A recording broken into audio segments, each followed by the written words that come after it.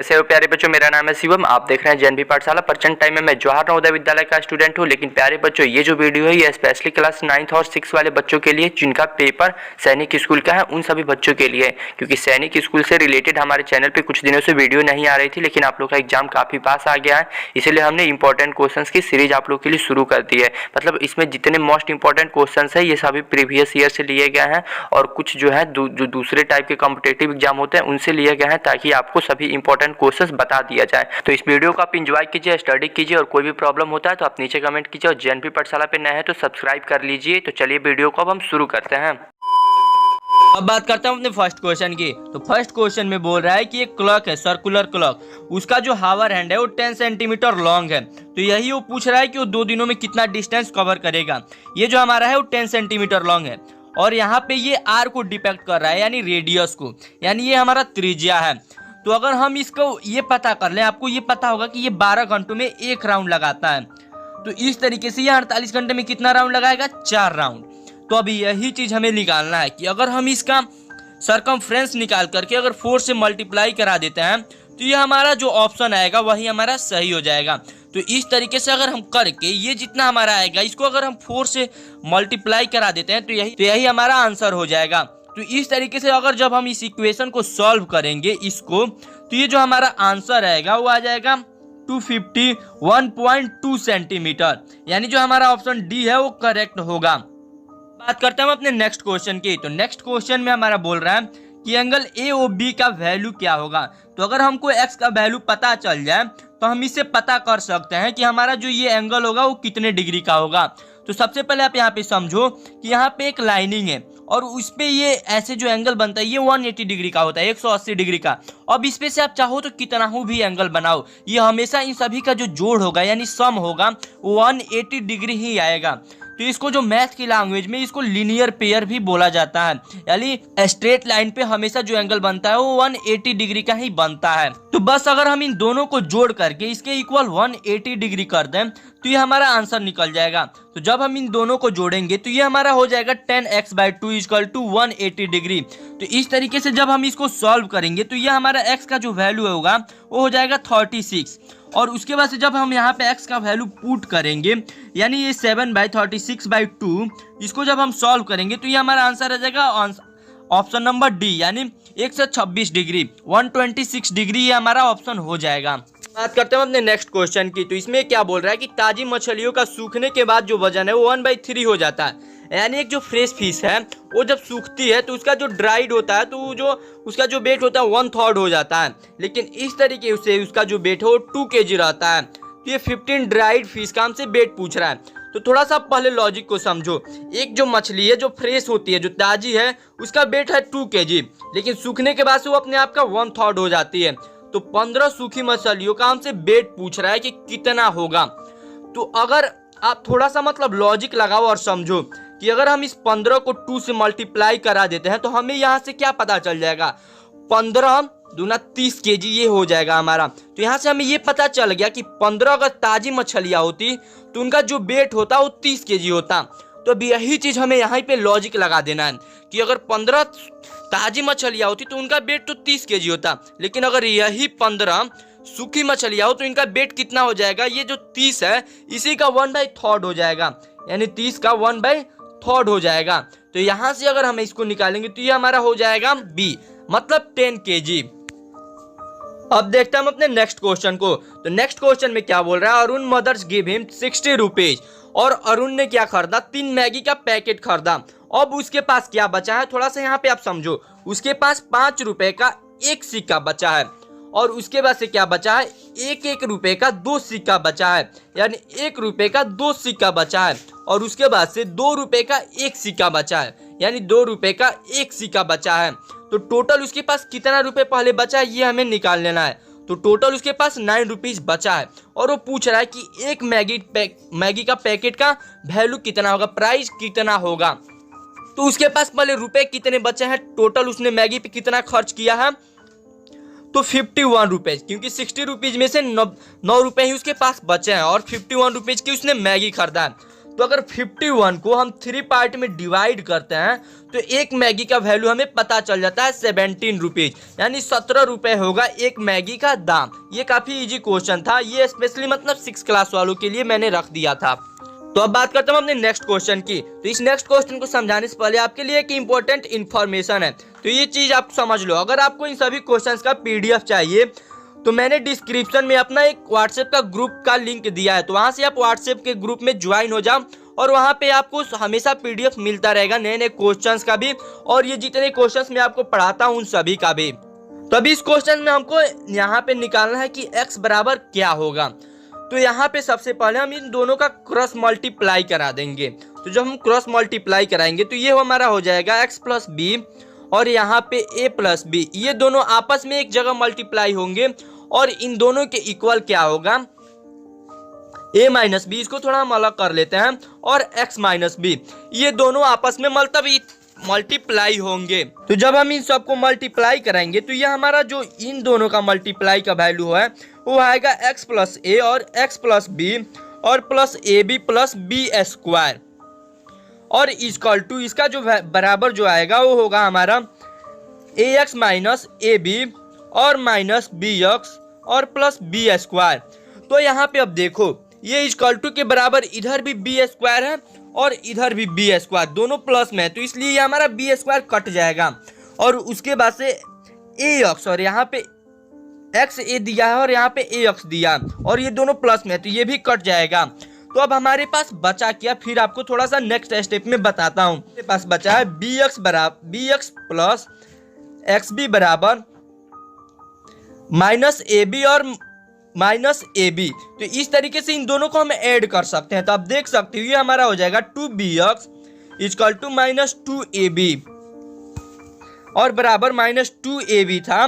तो हम यहाँ पे सिर्फ हमको x का वैल्यू निकालना है, तो हम x को इधर ही रखेंगे और यहाँ पे हम क्या करेंगे माइनस 2ab और यहाँ पे माइनस b, यहाँ पे 2 और b को हम यहाँ पे डिवाइड के लिए भेज देंगे। ये 2 से 2 हमारा कट हो जाएगा और b से b, तो हमारा क्या बचा x बराबर माइनस a सिर्फ बचेगा। तो x का जो वैल्यू होगा वो हमारा ऑप्शन सेकेंड होगा, यानी x बराबर माइनस a हमारा आंसर आएगा। अब बात करते हैं अपने नेक्स्ट क्वेश्चन की। तो नेक्स्ट क्वेश्चन में क्या बोल रहा है, एक पेंटागन है और उसका एंगल दिया हुआ है, तो इसमें सबसे स्मॉलेस्ट एंगल क्या होगा। तो सबसे पहले आपको पेंटागन का जो पूरा इंटीरियर का सम होता है वो आपको मालूम होना चाहिए। तो अब ये हमारे पास एक पेंटागन है यानी पंचभुज है। तो अब आपको इसका इंटीरियर का मान लीजिए नहीं पता है सम, तो मैं आपको एक लॉजिक बताता हूँ यानी ट्रिक बता देता हूँ। आप इसको डिवाइड कर लो। तो आप जब इसको डिवाइड करो तो ये देखो ये बन गया हमारा ट्रायंगल और ये हमारा बन गया क्वाड्रिलेटरल, यानी ये त्रिभुज और ये चतुर्भुज। तो हमको त्रिभुज का पता है कि 180 डिग्री होता है और चतुर्भुज का हमको पता है कि 360 डिग्री होता है। अब इन दोनों को ऐड कर लो। तो जब इन दोनों को आप ऐड करोगे तो ये हमारा हो जाएगा 540 डिग्री। तो हम सॉल्व करते हैं, तो इन सभी को हम क्या करेंगे ऐड कर देंगे और ऐड करने के बाद से इक्वल टू 540 कर देंगे। तो जब हम करेंगे तो ये हमारा इक्वेशन जो बनेगा ये हमारा हो जाएगा 5x, क्योंकि यहाँ पे 5x दिया है और कोई भी यहाँ पे माइनस में नहीं दिया है नंबर, इसलिए हम इसको बहुत ही आसानी से सॉल्व कर लेंगे। तो ये हमारा 200 हो जाएगा इक्वल टू इस तरीके से। उसके बाद जब हम इसको सॉल्व करेंगे तो यह हो जाएगा हमारा 5x बराबर ये हमारा 340 हो जाएगा। तो ये हमारा x बराबर 68 हो जाएगा। और हमसे क्या पूछ रहा है कि सबसे छोटा यहाँ पे एंगल कौन सा है। तो सबसे छोटा x ही है, क्योंकि बाकी सब तो x से बड़े हैं, तो x ही सबसे छोटा है, तो x की जो वैल्यू है वही हमारी हो जाएगी ऑप्शन 4 68 डिग्री। अब बात करते हैं अपनी नेक्स्ट क्वेश्चन की। तो ये थोड़ा सा कॉम्प्लिकेटेड है, ये CI का क्वेश्चन है यानी कंपाउंड इंटरेस्ट का। इस तरीके का क्वेश्चन अप्रोक्स हर एक कॉम्पिटेटिव एग्जाम में आता है क्लास 9th के लिए। क्लास 6 में SI आता है यानी सिंपल इंटरेस्ट। तो इस क्वेश्चन को मैं दोनों तरीके से आपको बताऊंगा, यानी दोनों इसमें चीजें बताऊंगा, CI का भी ट्रिक और SI का भी। तो यहाँ पे क्या बोल रहा है कि हमारा जो प्रिंसिपल है वो 4000 है और यहाँ पे हमारा जो टाइमिंग है वो 2 वर्ष और 3 मंथ्स दिया हुआ है और रेट भी हमारे एनुअली दे दिया है 10%।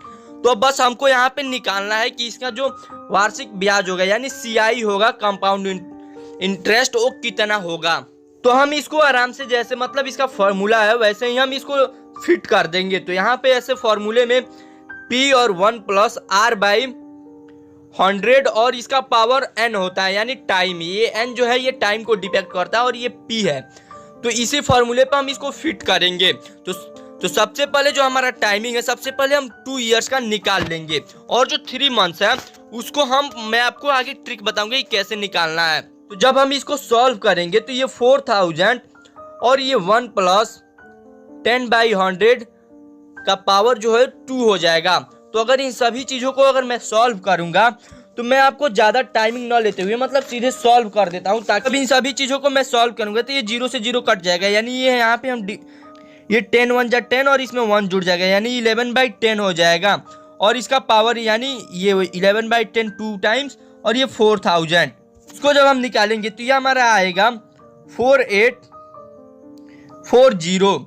ये तो हो गया हमारा सिर्फ 2 ईयर का, लेकिन हमें 3 मंथ्स का और निकालना है। तो 3 मंथ्स का जो है वो हम सिंपल इंटरेस्ट से निकालेंगे, तो इसलिए अब ये हमारा प्रिंसिपल हो गया। तो अब इसको हम निकालेंगे प्रिंसिपल मान करके हम अपने 3 मंथ्स का। तो 3 मंथ को हम 3/12 ईयर लिख सकते हैं, यानी 1/4 ईयर 4840 और इंटू 10 इंटू 1/4 इंटू 100। तो जब हम इसको सॉल्व करेंगे तो ये हमारा जो आंसर आएगा वो आएगा 121। तो ये हमारा 4840 और प्लस 121, अगर इन दोनों को हम ऐड करके और जितना आएगा उसको 4000 से हम माइनस कर देंगे तो हमारा CI पता चल जाएगा, यानी कंपाउंड इंटरेस्ट जो होगा वो पता चल जाएगा। तो इस तरीके से जब हम करेंगे तो ये हमारा 961 आएगा, 961 आएगा, यानी ऑप्शन नंबर ए हमारा सही है। अब नेक्स्ट क्वेश्चन हम देखते हैं। तो यहाँ पे थोड़ा सा आपको लॉजिक लगाना है, आप थोड़ा सा समझो। यहाँ पे क्या बोल रहा है कि एक शॉपकीपर है, वो अगर आप 4 टाइल्स खरीदते हो तो 1 टाइल्स फ्री दे देता है। तो अगर कितने टाइल्स मतलब रवि को खरीदने पड़ेंगे कि उसको 60 टाइल्स मिल जाए, यानी फ्री वाले भी मिले और प्लस उसको ऐसे भी करके सभी का जो जोड़ है वो 60 टाइल्स होना चाहिए। चाहो तो इसको मतलब ऑप्शन पे भी बना सकते हो, लेकिन मैं आपको थोड़ा सा मतलब समझा रहा हूँ, आप थोड़ा सा समझो। अगर रवि 4 टाइल्स खरीदता है तो उसको 1 फ्री मिलता है, यानी उसके पास टोटल 5 टाइल्स हो जाएंगे। लेकिन रवि वही 8 टाइल्स खरीदता है तो उसको 2 टाइल्स मिलेंगे, तो उसके पास 10 टाइल्स हो जाएंगे, यानी ये 5 का पेयर बनते जा रहा है। तो इस तरीके से भी आप इसको आराम से यहाँ पे निकाल सकते हो। तो यहाँ पे अगर आप थोड़ा सा सोचो, अब ऑप्शन पे ऑप्शन 6, अगर वो 60 टाइल्स खरीदता है तो उसको 15 टाइल्स फ्री में मिलेंगे, क्योंकि 16 को हम 4 हिस्सों में अगर बांटेंगे तो ये 15 ही आएगा। तो ये तो होगा नहीं, क्योंकि इसके हिसाब से उसके पास 35 टाइल्स होना चाहिए, लेकिन टोटल उसके पास 60 टाइल्स ही है। तो इसलिए ऑप्शन ए हमारा गलत हो गया। बी की बात करते हैं तो ये 4 से डिविजिबल ही नहीं है, तो इसलिए ये भी हमारा गलत हो जाएगा। ऑप्शन सी की बात करते हैं तो अगर वो 12 टाइल्स कर देगा तो उसको सिर्फ 3 टाइल्स ही फ्री मिलेंगे, यानी टोटल उसके पास 15 टाइल्स ही होंगे। तो ये भी हमारा ऑप्शन गलत हो जाएगा। तो ऐसे ही हमारा ऑप्शन डी सही हो जाएगा। आप चाहो तो इसको चेक भी कर सकते हो।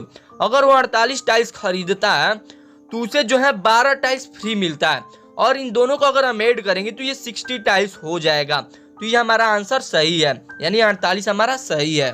बात करते हैं हम अपने नेक्स्ट क्वेश्चन की। तो नेक्स्ट क्वेश्चन में बोल रहा है bottle of juice Son below.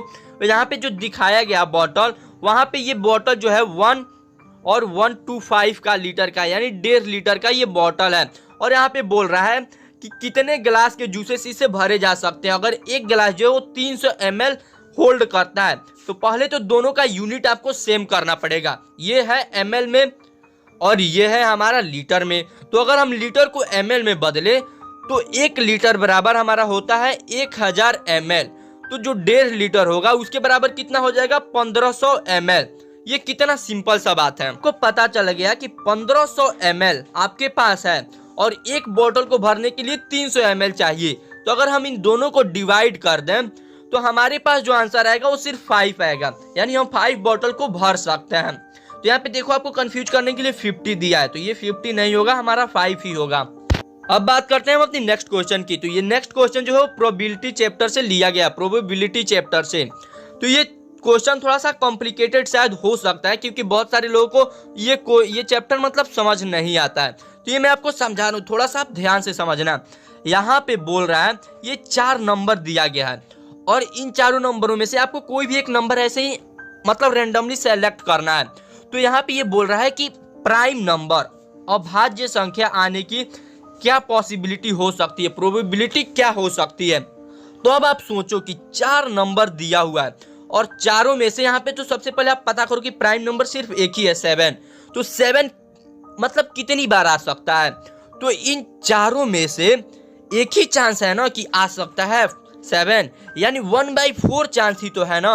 यानी इन 4 में से एक ही टाइम में से एक ही चांस ऐसा है, मतलब 4 बार में एक ही चांस ऐसा है कि मतलब 7 आ सकता है, यानी इसकी पॉसिबिलिटी जो है 1/4 है।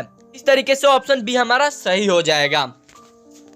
उम्मीद है मेरे प्यारे दोस्तों कि मैंने आपके सभी डाउट्स को क्लियर करने की कोशिश की है। अगर इसके बाद भी आपको कोई भी डाउट आता है तो आप नीचे कमेंट कीजिएगा, मैं कोशिश करूंगा कि उसको आंसर कर सकूं। और साथ ही साथ अगर ये वीडियो आपको पसंद आया हो तो इस वीडियो को लाइक कीजिएगा और अपने सभी दोस्तों के पास इसको शेयर कीजिएगा ताकि उनके पास भी ये नॉलेज पहुंच सके। और अगर अभी तक आपने जेएनवी पाठशाला को सब्सक्राइब नहीं किया तो जेएनवी पाठशाला को जरूर से जरूर सब्सक्राइब कीजिए। मिलते हैं अगले वीडियो में, तब तक के लिए जय हिंद, जय नवोदय।